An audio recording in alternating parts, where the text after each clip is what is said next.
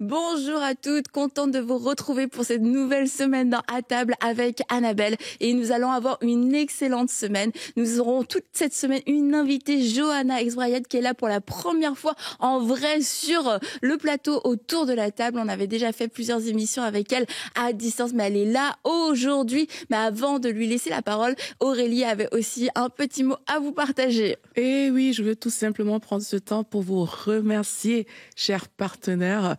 Alors qu'aujourd'hui, on va parler d'une équipe gagnante, je crois que les partenaires font partie de cette équipe EMCI et c'est grâce à vous qu'il y a des victoires dans le royaume de Dieu. Et on veut vraiment prendre le temps de vous dire merci pour chaque don, pour chaque semence.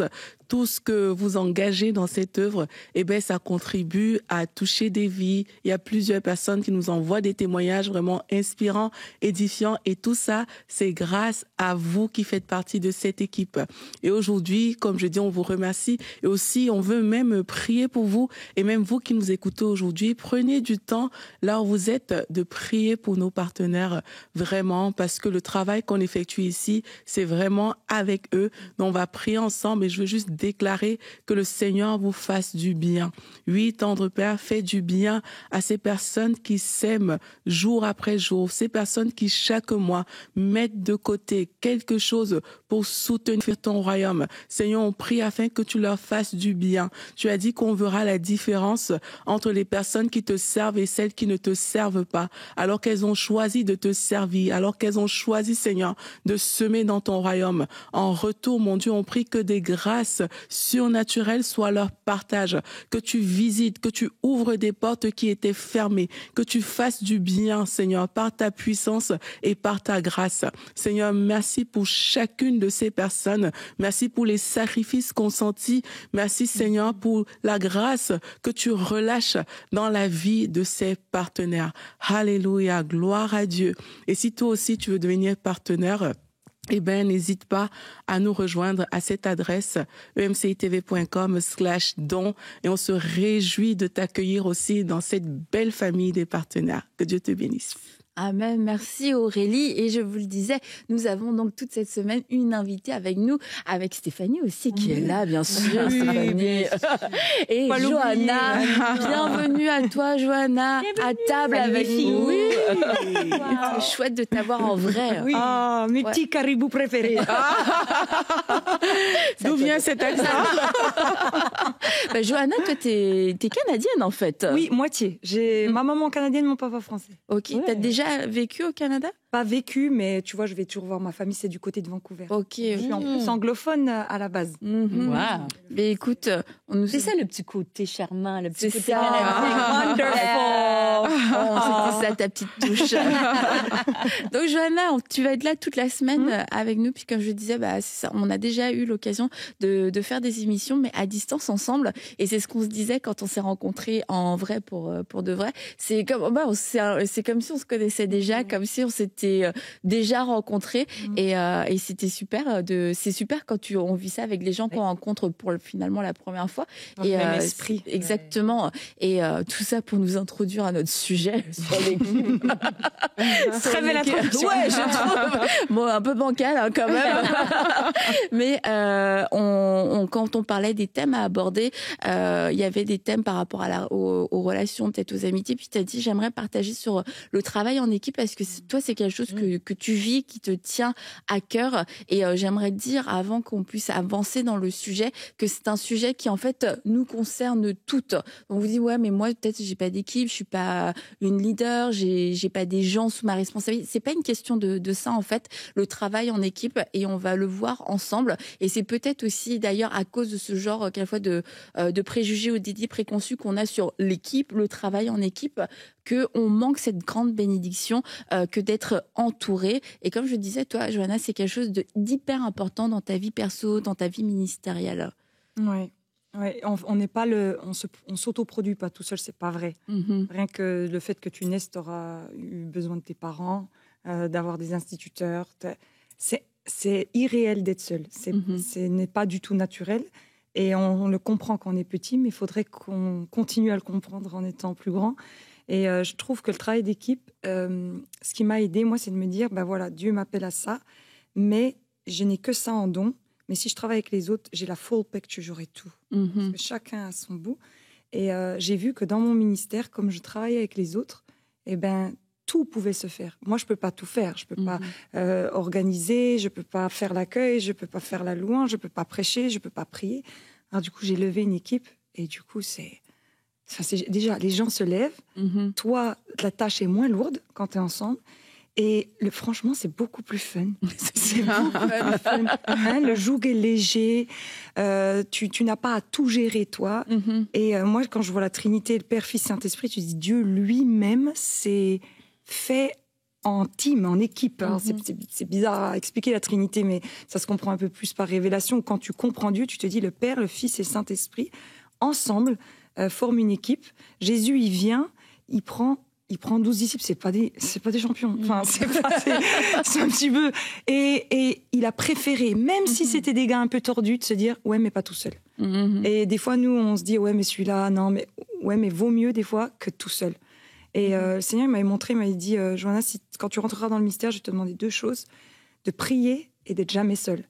Et du coup, j'ai compris qu'il fallait que j'apprenne à prier. Parce qu'en fait, et après, j'ai dit au Seigneur, d'accord, mais avec qui? Parce qu'au début, tu te dis, ouais, enfin. Et en fait, si tu dis oui à Dieu, il t'envoie les gens. Et franchement, avec plein d'orgueil, je le dis, j'ai la meilleure équipe du monde. Tu sais, quand t'es avec les gens, qu'il te faut, bien sûr. Et toi, t'as la meilleure. Mais c'est un cadeau de Dieu, le travail d'équipe. Et quand tu vois que le nom du diable, c'est diviseur des frères, ça veut dire que c'est sa stratégie, c'est que tu sois pas en équipe. Parce que s'il y arrive, je pense que c'est bon, il a tout gagné. C'est son truc. Le mensonge et le fait que les gens ne travaillent pas en équipe, c'est ces 2 leviers à lui, puis il va toujours essayer l'un ou l'autre. Mais je trouve que quand tu es en équipe, déjà, tu as la redevabilité. Je pense qu'un ministère a du mal à plonger s'il est redevable. Ça protège beaucoup. Le joug est léger, comme on disait, la route est beaucoup plus fun. Et puis, c'est le schéma biblique, tout simplement. Les envoyer 2 par 2, non, mais c'est vrai. Et du coup, il y a des choses où, par exemple, des gens disent comment tu fais À chaque fois, je dis aux gens, je prie et j'ai des gens avec moi. Quand les gens se disent, t'as quelque chose en plus, non. T'es accompagnée. Ah ouais. Et puis, quand on s'était rencontrés aussi, t'étais accompagnée notamment de Blandine. Oui. Et que tu connais depuis combien de temps? Parce que ça va faire peut-être 15 ans, Blandine. Peut-être plus. Ça. Donc, c'est des gens avec qui tu marches quand même depuis. Et je serais pas là, je tiens à le dire, sans ces gens-là. Faut vraiment, parce qu'en fait, ça fausse tout. Tu sais, les gens, ils voient notre tête. Nous, on est connus, mais ils voient pas les gens qui prient. Si j'étais à l'heure ce matin, c'est parce qu'il y a Blandine et Pierre. Pierre qui est son mari. Je l'appelle Georges Clooney parce que ressemble What else. Et il y a Nadia qui est là, mon intercesseuse de choc. Si elle peut pas m'accompagner physiquement, en fait, elle va se caler sur les horaires où je suis et elle priera en langue toute la nuit ou Et il y en a 4 autres à la maison qui sont en train de prier maintenant malgré le décalage horaire. Tout le temps, elle prie. Là, par contre, j'avoue, c'est une grande grâce. J'ai des intercesseuses en continu. Et du coup, quand tu as reçu cette parole, jamais seule, et d'être toujours accompagnée, est-ce qu'à ce moment-là, tu avais déjà un entourage autour de toi? Alors, je pense que le problème, c'était moi. Parce que je pense que Dieu, elles étaient là, mais je ne les voyais pas. Tu sais, tu as ton orgueil, il faut dire la vérité. Hein, quand tu reçois un appel de Dieu, tu crois que c'est toi qui as l'appel, mais c'est faux. Hein, c'est pas vrai. Tu es rattaché à un corps, au royaume, donc c'est jamais toi tout seul. Donc je pense que déjà, il y avait moi qui devais... franchement, je pense que c'est de l'orgueil. En fait, je le voulais, mais tu dis souvent à Dieu, ta façon un peu. Non, tu te dis qui, Seigneur, qui sert Dieu comme moi, prie comme moi, personne, mais en plus femme dans le ministère, c'était compliqué tout ça. Puis en fait, quand Dieu te travaille l'humilité, Dieu, il va toujours. Et après, tu te dis, mais en fait, il y a des gens extraordinaires. Les mamies de mon église, c'est mes plus grandes intercesseuses. Elles prient pour moi. J'en ai une, elle s'appelle Simone, elle a 90 ans. Elle m'appelle, j'ai fait un son, Johanna, il y a ça, il y a ça. Ah non, mais vraiment, les mamies dans une église, puis elles m'aiment comme une fille. Et en fait, si tu as l'humilité de dire j'ai besoin des autres, et si tu as le cœur, en fait, Dieu il va te les donner, les gens. Il va te les donner. Je pense que les premiers freins, c'est toujours nous, au final. Parce que Dieu, tu vois, par exemple, moi, j'ai une de mes intercesseuses, elle vient du Gabon, une autre, elle vient de Côte d'Ivoire. Tu te rends compte, il les a ramenées pour prier avec moi. Et attends, je vais vous dire ça. L'une d'elles, elle s'appelle Rebecca. Et donc, elle suit EMCI au Gabon. Et elle, donc, comme beaucoup, suivent EMCI. Et il y a une émission que j'ai faite avec vous à distance. Ouais. Elle va être visitée par le Saint-Esprit, elle est au Gabon. Hein. Et le Seigneur lui dit, un jour, tu seras l'intercesseur de cette fille. Et elle se marie. Et avec son mari, il avait une entreprise au Gabon. Et ils ont été amenés en France. Et puis, elle cherche une église. Parce que pendant longtemps, moi, je n'avais pas mis le nom de mon église à cause de tout ce qui est harcèlement, cyberharcèlement et tout ça. Hein. J'avais un peu protégé tout ça. Et donc, elle va arriver au culte. Et je prêche. Et je vois cette femme africaine, tu sais... complètement, tu le vois bien, les gens ils t'écoutent à l'église, mais elle écoutait plus. Elle vient me voir à la fin. Et elle me dit, c'est vous. Elle me dit, Seigneur m'a dit que je serais une de vos intercesseurs. Et elle est. Tu vois, si je dois pas aller à un endroit, elles entendent, elles le disent. C'est pour ça qu'il y a des choses où je suis gardée, tu vois, parce que sur les réseaux, tu peux vite. Ouais.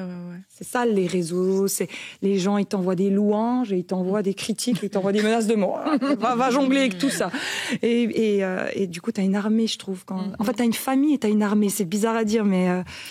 du coup, le ministère grandit au fur et à mesure que j'ai ces gens avec moi. Et là, bon, comme on est au Canada, on est que 3. Ils sont 3 et devenu plus mon fils, mon bébé. Mon bébé d'1m90. Est-ce que tu veux lui envoyer un bisou, quelque chose? Pour être bien gênante, hein, les mamans gênantes des ados. Et sinon, par exemple, je sais pas, la dernière fois, j'étais à MLK, on était 20 à être venus. Parce qu'en même temps, je me dis, je vais... Ah oui, c'est une oui, mais je les amène. Tu vois, et ils le savent, tu sais, la dernière fois, on était où? On était à Annecy, à 2 semaines, au week-end fin, pareil. On était 17, on voulait 9 places. Et en fait, ce que je fais, j'amène ceux qui prient, j'amène ceux qui gèrent et tout ça, et j'amène ceux que je crois qu'il faut former. Je me dis, il faut pas attendre. Moi, c'est ça, j'ai manqué de ça. Alors maintenant, je me dis, il faut la meilleure école, c'est sur le terrain. Je les prends avec moi. Alors, des fois, j'ai des ados de 17 ans, 18, 19, mais moi, j'aimais Jésus, mais j'avais personne. Alors maintenant, je les prends et je me dis, ça va leur faire gagner des années. Elles sont ravies d'être là, et on rigole, et on prie, et on pleure, et c'est très bon. Et même dans ton couple, tu sais quoi, quand tu as des copines, quand tu as une équipe, du coup, tu as moins d'attente sur ton mari. C'est sain, je trouve. Tu vois, il y a cet équilibre qui fait que tu n'es pas que sur une personne et elle doit tout remplir. Donc mon mari est ravi des fois, va avec tes copines, ne va faire ton shopping, ton machin, mais c'est sain, c'est très sain le travail d'équipe. Alors c'est un challenge, mais le prix est moins coûteux que la solitude, quoi. Mais comment tu fais justement, parce que j'imagine que à la base, quand l'équipe se forme, c'est pas un produit fini. C'est quelque chose qui est à travailler, et je crois que beaucoup de personnes ont du mal à travailler en équipe parce que justement, dès qu'on rencontre les premières difficultés d'être ensemble, quand le frère commence à aiguiser le frère, là, c'est comme, ok, je sais pas pourquoi je dois subir ça, ciao, ciao, bye bye, etc. Donc, comment est-ce que tu as fait justement, soit pour comprendre, je sais pas, assez les gens de ton équipe, soit pour sculpter, peaufiner, pour que les choses en arrivent à être très, très bien aujourd'hui. Ouais. Tu crois pas qu'on apprend nos erreurs? T'as fait des erreurs, Johanna? En fait, t'as des gens, ils viennent vers toi, mais c'est faussé. Ils viennent parce que t'as une autorité, ça doit t'arriver tout le temps. Tu sens c'est pas sain, c'est l'opportunisme. Tu te fais avoir. Voilà, tu croyais. Et en fait, comme on disait dans les loges tout à l'heure, ils sont là quand t'es là. Ouais. Mais si ça va pas, il y a plus personne. Voilà, c'est ça. Donc ça m'est arrivé. J'appellerais ça des. J'ai cru. Ouais, j'ai cru que c'était des amis. Mais ça t'apprend. Ça t'apprend. L'autre côté, c'est que c'était pas que de la faute des gens, c'est de la mienne. Moi, je devais apprendre à la vulnérabilité, d'être transparente. Quand tu te donnes, l'autre, il te donne. Franchement, c'est vrai. Des fois, on veut trop... mais c'était ma question pour toi. Est-ce que parce que des fois, quand tu es en équipe et que tu es en charge, si tu veux, ou tu es en leadership, tu as un modèle à montrer, tu vois. Est-ce que toi, tu oses être vulnérable? Moi, je sais que je pense que c'est une force d'être vulnérable, mais pour certains, c'est comme si je suis en leadership, c'est moi qui dirige, donc je suis à la hauteur, je suis parfait, je suis... Toi, comment tu vis ça quand les gens regardent ça? C'est vrai que je pense pas comme ça. C'est-à-dire que, même c'est peut-être bizarre, mais je sais que je suis une leader, mais je me vois pas comme ça. C'est bizarre à dire. Je sais pas. Je vois d'autres personnes fonctionner autrement. Mais par exemple, j'oublie le nombre d'abonnés. J'oublie. Je sais pas. Je suis juste Johanna. Hein. Enfin, comment je vous parle, je vous parlerai pareil dans les loges. Je vous parlerai pareil Comme je suis sur les réseaux, comme je prêche, je sais pas. Je change pas ma tenue, je suis pas une autre personne. D'un seul coup, je deviens pas quelqu'un d'autre. Tu n'as pas de crainte si tu es vulnérable devant ton équipe de dire ah mince, c'est pas contre moi. C'est pas mon équipe, c'est mes amis. Mais c'est là que ça dépend le type d'équipe que tu as, parce que des fois comme moi dans mon ministère, j'ai été trop souvent il fallait que je m'ajuste. Parce que souvent, je tombais dans... là, c'est sûr que c'était dans le cadre d'une église avec des gens qui travaillaient avec moi. Donc, moi, je suis tombée facilement dans l'amitié. Et des fois, ça devient difficile de revenir dans un rôle qui est plus de direction ou de leadership, tu vois. Et je pense trouver l'équilibre. Tu sais, là, maintenant, avec mon assistante à qui... On a ma belle Sephora que j'aime trop. Entre le respect, mais l'amitié, tu vois, je pense qu'il y a une espèce d'équilibre dans ça. Entre t'es ma pote, mais aussi t'es aussi mon... On travaille ensemble, quoi. Tu vois, si Blandine, elle était là, elle te dirait... Et c'est pour ça qu'elle est extraordinaire. Et moi, j'aime bien parler de ces gens-là qu'on ne voit pas. Parce que c'est souvent eux, en fait, qui font tourner. Tu sais, tous les grands artistes, ils ont tous des managers. Sans le manager, l'artiste, il continue à planer dans son sous-sol à composer ses trucs. C'est juste... Elle, un coup, elle a dit à une personne, elle lui a dit, moi, je suis toujours en train de me dire, qu'est-ce que je peux faire pour... je vais pleurer, on a du maquillage. On n'a même pas donné de mouchoir aujourd'hui. Et surtout avec une mangue. Oui, c'est ça. Elle avait dit à la personne, mon rôle, c'est de me dire qu'est-ce que je peux faire pour Johanna. Tu vois, non, mais sérieux, tu vois. Elle se dit, c'est-à-dire qu'elle m'aime, et je le sais. Donc, à partir de là, tout est sain. Quand tu te sais aimer, elle va ni essayer de court-circuiter, c'est sain, et je crois vraiment que quand tu sers Dieu, tout David a un Jonathan. Je le crois vraiment. Il faut oser demander. Moi, ça a été un frein parce que pendant longtemps, à l'église, j'avais une équipe de gens qui travaillaient à l'église, mais quand je suis devenue un ministère itinérant, j'étais gênée de demander pour moi. C'est comme si j'allais dire, est-ce que tu veux venir dans mon équipe? Comme si je les dérangeais, tu vois, comme si... Moi, j'ai besoin d'une équipe. Oui, tu comprends le fait que je me suis dit, je dérangerai pas personne. Et à un moment donné, ça devenait impossible de faire tout seul.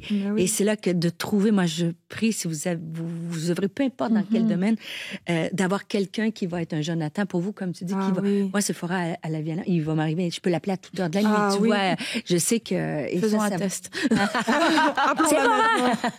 Donc, c'est précieux. Mais il faut oser demander des fois. Oui, mais tu sais, le ministère Moody, une fois, il va voir et puis il voyait plein de miracles et tout ça, puis il a appris qu'une grand-mère priait continuellement pour lui, et il apprend dans une conversation qu'elle est malade. Alors il va se rendre chez elle et elle dit, mais vous priez pour moi et tout, laissez-moi prier que vous vous guérissez.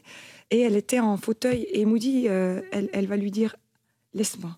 Elle va faire ce que tu as à faire. Moi, je dois prier pour toi. Alors, je passe mon temps, de toute façon, sur ce fauteuil pour prier pour toi. Fais ce que tu as à faire.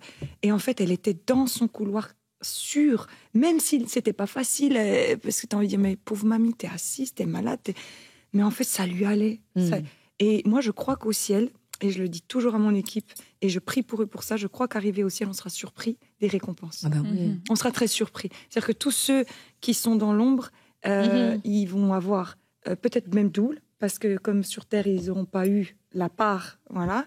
Et Blandine et Nadia, elles me disent souvent, tu sais, Jo, quand on va avec toi, on a l'impression de recevoir tout autant.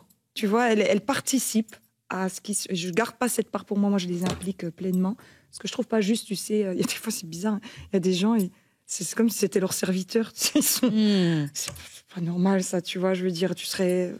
Il faut les honorer, il faut les prendre avec nous. Et je pense qu'on est dans un temps, dans l'Église avec un grand E, où Dieu est en train de ramener ce travail d'équipe, parce qu'il y a eu trop de ministères seuls, isolés, puis après, on entend parler de scandale. Mais oui, je veux dire, si tu voyages tout le temps, tu es tout seul dans ton hôtel, tu vois, il y a des risques. Alors que moi, je sais pas, on parlait de mon équipe, ils peuvent prendre mon ordi, mon portable quand elles veulent, elles peuvent aller dans mes messages.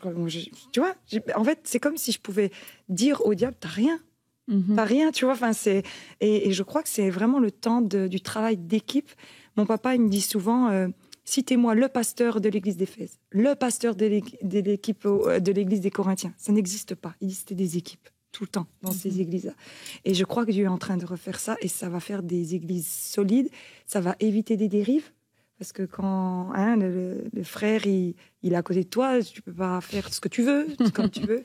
Et je crois qu'on est dans cette saison-là. Et mine de rien, nous, les femmes, je me demande si on n'est pas les précurseurs de ça.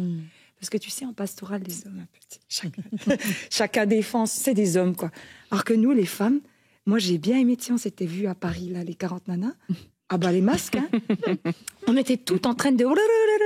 Et j'ai aimé, et j'ai dit à mon mari en rentrant, il y a eu plus de vulnérabilité là qu'en 10 ans de pastoral avec les hommes.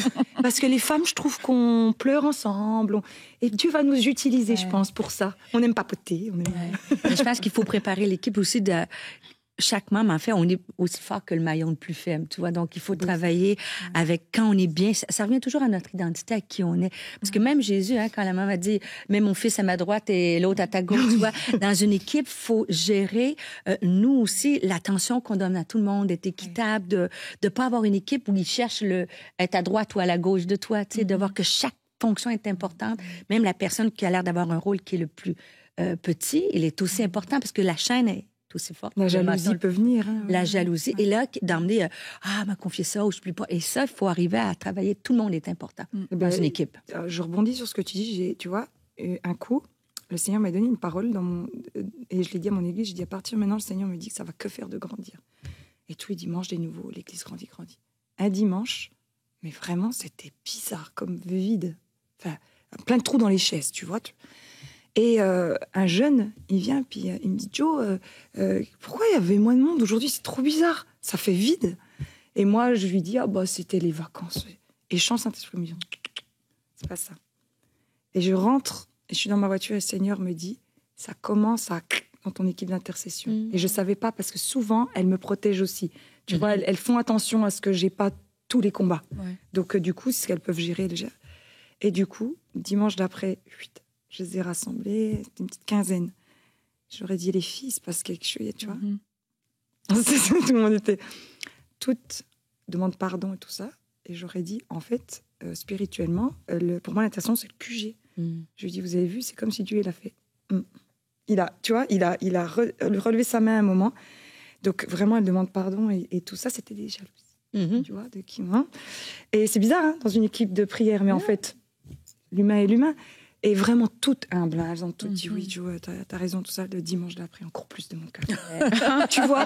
Mais c'est fort, hein. Mais la jalousie, comme leader ou responsable, on a un rôle à jouer de les traiter tous égaux. Tu vois, d'être... On a fait d'ailleurs des émissions une excellente émission là-dessus aussi. Sur de choses. Il y a une émission où je pense que c'est même toi qui le disais, je ne sais pas si c'est dans ces émissions-là, que parfois les gens arrivent à un certain... comme ils sont, tu vois, ils sont pas encore... sur l'émission sur être satisfait. Voilà. Et ils sont pas encore le produit fini, en fait. Et parfois, on va les mettre de côté. On va les mettre de côté parce que, au lieu de réaliser que c'est nous, en tant que leaders, qui devons investir dans la vie de cette personne-là, tu vas juste mettre la personne de côté parce que investir, ça prend de l'énergie, ça pompe, ça prend du temps. Et là, tu vois, tu as parlé de Jésus avec les 12 et c'était pas des champions, forcément, tu vois. Mais et ils l'ont trahi. Pris le temps d'investir, tu vois, de former, etc. Donc, je pense que quand on parle du travail d'équipe, et aussi toute cette dimension-là qu'il faut pas négliger, c'est que les gens vont pas arriver en étant parfaits. Chacun va arriver avec son style, avec sa façon, sa personnalité, etc. Et au lieu de dire « non, je te veux pas dans mon équipe », mais c'est vraiment de voir déjà nous-mêmes, hein, on a notre style, notre personnalité, etc. Mais c'est vraiment de se comporter aussi comme quelqu'un qui investit dans la vie des autres.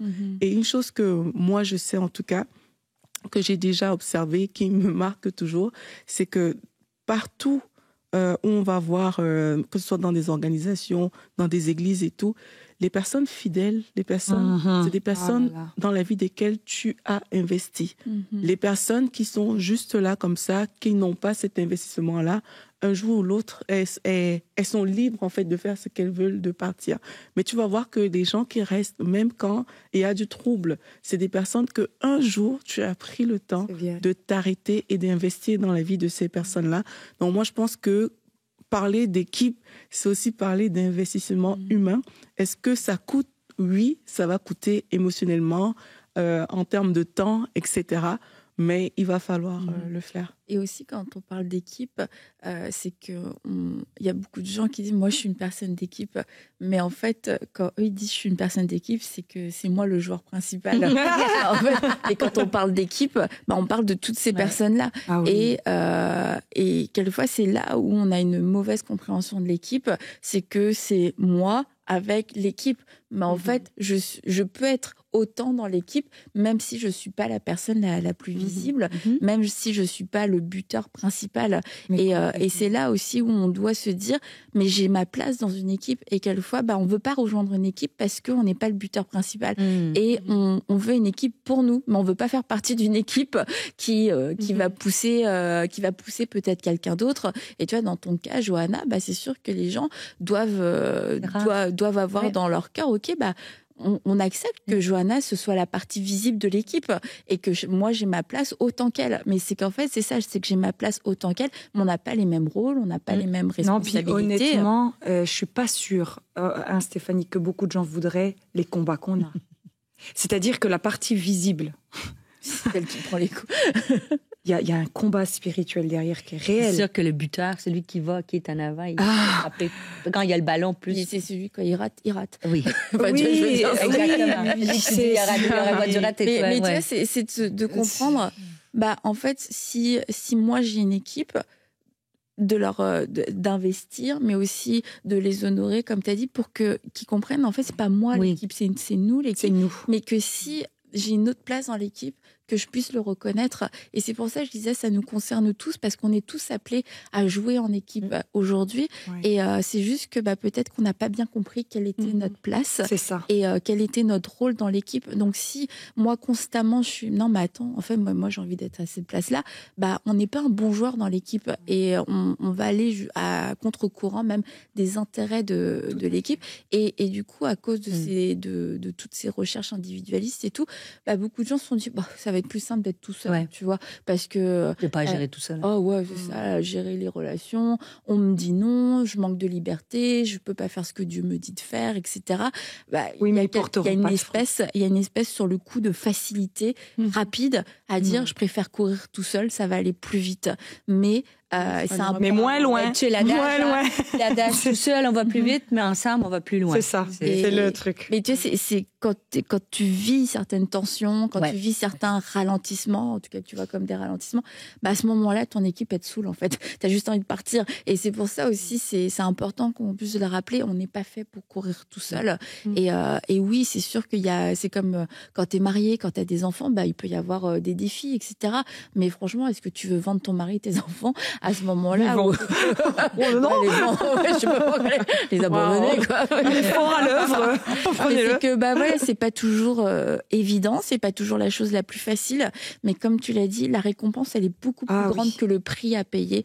Et si on garde nos yeux sur le prix à payer, sur chaque petite friction, chaque petit empêchement qu'on peut avoir, c'est sûr qu'on va être constamment frustré. Puis finalement, l'équipe qui était là pour nous bénir, on va les voir comme des ralentisseurs, on va les voir comme des boulets. Or, si je comprends, Seigneur, tu les as placés là pour mon bien. Et en fait, il y a quelque chose de bon qui en ressort. Et puis, mon humilité aussi, tu vois, si j'arrive pas à prendre un nom de quelqu'un, si j'arrive pas si quelqu'un me dit non, je crois pas que ce soit parfait ce que tu as dit, ce que tu as fait, c'est peut-être que justement, j'ai vraiment besoin d'une équipe. Mais aussi, c'est de voir que c'est mon équipe, mais avant tout, c'est l'équipe de Dieu. Souvent, les gens vont... Tu sens que les gens dans l'équipe, à un moment donné, il y a des saisons, puis qu'il y a certaines personnes sont appelées à quitter. Mais quand tu dis que c'est mon équipe, des fois, on les retient. Et ça, c'est la pire chose. Tu as eu des bonnes équipes. Moi, j'ai eu tellement bonnes équipes, des Mylène Kéry, des Sophie Lupin, des filles que je suis fière. Mais j'ai dû apprendre quand on était à l'aube d'un gros événement, puis la fille, elle me dit, c'est la saison j'ai une autre saison devant moi, Dieu m'appelle à autre chose. T'as tout compris. Donc, il faut avoir de dire, OK, c'est pas mon équipe. Le bien de l'équipe, c'est que si elle l'appelle dans cette saison-là, je la relance, je la bénis. Mais humainement, des fois, tu te dis, oh, donc Sephora, c'est pas tout de suite ta saison. Comprends-tu? Parce que moi, je m'attache comme mes filles. L'amour.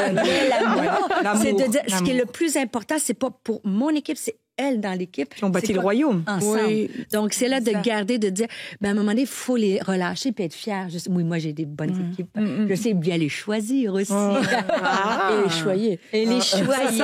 Oui, bien ça, c'est quelque chose, en tout cas, peut-être qu'on en parlera, mais la célébration, je pense que, tu sais, je disais, vous rigoliez, nous, on est... Et mon mari, quand il était petit, il avait, ses frères, sa sœur et ses frères plus jeunes, puis là, il travaillait, il y avait de la neige au Québec, donc il faisait des grands forts avec la neige, puis il travaillait. Puis là, quand c'était fini, la maman disait, allez, rentrez. Fait que ma belle-sœur me disait récemment, avec lui, qu'on travaillait tout le temps, on n'avait jamais le temps de s'amuser. On construisait le fort, la glissade, mais on glissait jamais, tu sais. Et des fois, comme équipe, quand on travaille, mais des fois, il faut glisser, tu vois. Il ne faut pas juste monter le fort, il faut glisser. Et ça, c'est aussi une clé importante dans la notion de souligner, tu sais, quand un événement, tu sais, après qu'on est allé à Paris, bien, moi, c'est vrai, on a souligné. Quand tu vois, il y a quelque chose dans l'équipe de célébration, puis de dire, hey, on l'a fait ensemble. Ça, c'est important de célébrer dans l'équipe. Ouais. S'il y a beaucoup d'amour, je trouve, parce que si tu donnes du vrai amour à ton équipe, ils te le rendent bien. Oui. Ils te le rendent bien, je veux dire, faut pas se mentir, on veut tous... Mais comment tu donnes du vrai amour? Moi, vraiment, en toute honnêteté, je les aime vraiment. Mais aussi, moi, je pense quand on se bat pour eux autres aussi. Tu vois, il est arrivé justement à Paris, on était une équipe, il y avait une femme qui avait besoin d'un visa et elle a dit non, je viendrai pas. Puis, tu sais, j'ai pris le téléphone, je disais, on va se battre jusqu'à on lâche rien jusqu'à temps que tu aies ton visa. Et ça, la force de l'équipe, de dire, à vie quelque chose, peu importe ta position dans l'équipe, il y a un membre qui souffre. L'ennemi, tu vas me trouver sur ton terrain parce que moi, je m'en viens, tu la laisses. Et finalement, elle a eu son visa à 24 heures d'avis. Tu sais, mais ça, la force de l'équipe, peu importe ta position, de dire, OK, il y a quelqu'un qui a besoin ici, on va se battre, on est là pour toi. Et ça, c'est une façon, je pense, de montrer de l'amour. Ce qu'on a vécu ensemble sur les années, tu ne vas pas le retrouver. Voilà, ça te... Tu sais, quand dans le combat, la personne est restée fidèle. Dans le combat, la nuit, elle était là, elle a intercédé avec toi. Et, c'est bon, quoi, tu vois. Ouais. Si ça, c'est pas un ami, je veux dire, il y a des choses, des fois... Elle te fait livrer un repas. Mais même quand on a dit non, tu vois, quand il y a eu une opposition interne, qu'est-ce qui s'est passé? Pour moi, je pense que c'est ça qui permet de bâtir une équipe solide. Lorsqu'il y a eu des tempêtes, comment est-ce que les tempêtes, parfois, ça fait partir certains. Ça révèle. D'autres, voilà, ça révèle beaucoup. Donc, qu'est-ce qui s'est passé? C'est ça qui va faire le truc. Et je pense que il faut avoir le cœur assez ouvert dans les deux sens, que ce soit en position de leadership ou bien quelqu'un qui est dans l'équipe, comme on a dit. Il faut avoir le cœur assez ouvert pour comprendre que c'est des réalités d'équipe. Parfois, on dirait que ça nous surprend. Mais ça ne devrait pas exister ici. On fasse ci, qu'on me dise non, qu'il y ait cette opposition, etc. En plus, on est des chrétiennes. Tu vois, parfois, c'est des choses comme ça que tu peux entendre. Mais ça fait partie de la réalité de l'équipe que d'avoir des divergences. Mais la force de l'équipe, justement, c'est lorsque la divergence arrive. C'est la diversité aussi. C'est ça. On est ensemble, on reste ensemble malgré les défis. Et aussi, on communique ensemble. Parce que parfois, il y a, du point de vue peut-être du leadership, il y a des personnes qui sont comme, mais j'ai pas l'impression que je peux être vulnérable avec mon leader. Tout à l'heure, on parlait du leader qui est vulnérable pour les autres, mais il y a des personnes qui n'ont pas aussi cette impression. Tu sens cette distance. Voilà. Et ça fait du coup une équipe où peut-être qu'il y a des non-dits, peut-être que, et à la longue, quand il y a des conflits qui arrivent, ben, ça peut éclater. Donc, je crois que vraiment, quand on parle d'équipe, il faut considérer toutes ces choses et quelle que soit la position dans laquelle on est, avoir juste le cœur assez ouvert pour réaliser que c'est pas parce qu'il y a une divergence que tout de suite, ça doit éclater. C'est pas parce que sur ce point, on m'a dit non que tout de suite, voilà, je dois faire mon truc solo et puis tant pis pour vous, etc. C'est pas parce que même je pense que dans mon cœur, il y a une conviction forte qui me vient du Seigneur que ça veut dire que les autres n'ont pas leur mot à dire dessus. Et je crois que comprendre ça peut aider beaucoup de personnes juste à ouvrir leur esprit pour dire... Cette voie me semble bonne aujourd'hui, mais je ne connais pas l'issue de cette voie. Bien travailler, tu vas vivre le travail. C'est vrai ce que tu dis, parce que moi, par exemple, des fois, j'entends Dieu. Franchement, je pense l'entendre clairement, mais je soumets tout le temps à mon équipe ce que j'ai reçu. Et si l'équipe dit, non, la Johanna, qu'est-ce que tu fais? J'ai eu un événement là il y a pas longtemps. J'étais invitée à un gros événement que certains ministères diront c'est la poule aux yeux d'or, hein, vraiment c'est super, parce que c'est un peu ça des fois chez les évangéliques. Hein. Alors que moi je pense qu'il faut juste qu'on soit là où on doit, où Dieu nous veut être. Et en fait dans mon équipe, donc il va y avoir des gens qui disent mais ça, Joanna, c'est Dieu quoi. Il ouvre une porte énorme. Et moi, je suis plutôt, je suis happy people. Moi, je me dis, Seigneur, si c'est là, let's go. Tu vois, c'est pas grave. Enfin, on ira là où il faut aller. Et je vais avoir 2 personnes dans mon équipe qui me disent, on a un oui, mais pas maintenant. Et en fait, du coup, j'ai pris vu que dans mon équipe, c'était mon mari et Blandine. Et j'ai penché de leur côté et j'ai dit ok, je me soumets à votre jugement. En fait, ils m'aiment, donc ils vont pas dire non pour. Est-ce que quelquefois il y a eu des événements, des décisions où tu t'es littéralement entièrement soumise, mais que toi c'était pas du tout ton avis personnel? Et c'est ça qu'elle dit. Oui, par exemple, celui-là, par exemple, là c'était dans ce cas-là, où des, par exemple. Tu vois, quand tu as un certain nombre d'abonnés, j'ai un peu plus d'1 million d'abonnés, c'est pas compliqué de faire un appel aux dons pour des projets. Donc, on a des projets à l'église, et moi je me dis, Seigneur, si t'as béni, en plus moi j'ai jamais fait d'appel d'argent, jamais, c'est pas mon truc. Alors du coup, je me dis, tout est gratuit, toutes mes vidéos, je me suis dit, mais peut-être qu'on peut faire un appel de fonds pour, c'était juste, je présente le projet, puis les gens. Et en fait, on a une politique dans notre église, c'est un choix qu'on fait parce qu'on est aussi en France. Faut connaître ton pays, il faut connaître ce qui se fait. Mais donc, mon équipe a toujours dit non, on ne fera jamais de, donner et vous recevrez 1000 fois derrière. Voilà, c'est pas... on essaye de faire dans notre église des cœurs généreux, comme ça viendra. Donc, notre travail, c'est d'enseigner les gens mais la générosité, ça peut être, je te prépare un plat, ça peut être peu importe. Mais du coup, on n'a même pas de caisse qui passe dans nos rangs, on n'a pas de moment d'offrande. Donc, c'est vraiment, ça vient comme ça doit venir. Et moi, je vais leur dire, mais attendez, la jeunesse, c'était pour un pôle jeunesse, j'aurais dit, je demande juste 1 euro à chacun de mes abonnés. 1 euro. C'est rien. Et ça fait 1 million et on fait ce centre pour jeunesse. Et ils m'ont dit non. Ils m'ont dit non, Joanna, on reste sur ce que Dieu nous a dit. Les finances, c'est dans les mains de Dieu. Il a toujours pourvu. Et on ne va pas utiliser ce levier. Eh bien, j'ai été frustrée et je leur ai dit, et les jeunes alors? Et la jeunesse? Et c'est 1 euro, ça ne va pas ouvrir personne. Enfin, je ne comprenais pas. Mais tu sais quoi? Ils sont tellement saints et ils sont tellement pour moi ma sécurité.